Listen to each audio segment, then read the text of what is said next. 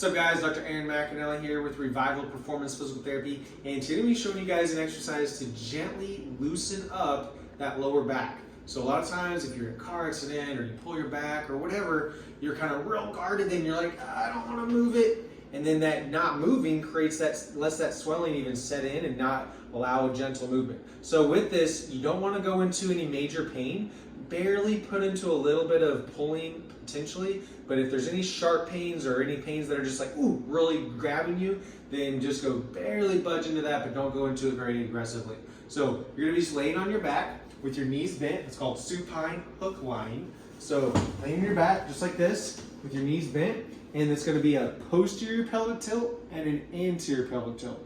Like I said, you go as far as you feel comfortable. So I don't have any back pain. I can go pretty far, all this posterior pelvic tilt. That's really maximally getting it. So I am pushing a little bit with my legs here, but you want to get most of that from your abs. So get your abs to engage here and your bottom to engage a little bit, and then rotate down. So this is the posterior pelvic tilt. So you think of this like wheel around your pelvis, and you're rotating that pelvis posteriorly, and then the opposite of that is anterior pelvic tilt. So anterior pelvic tilt, posterior pelvic tilt, and you may not be that far. I have a lot more motion because I'm not in any pain. If you're in a lot of pain, just go barely engaging this core, tucking that tail. Like I tell people, it's like you're a dog, you're tucking your tail between your legs. So just barely tuck that tail between your legs. Go till you feel a little pull, maybe a slight discomfort, but don't be going, jamming through anything major. Just barely go into some discomfort, just barely, don't push into it, and then go into the other direction.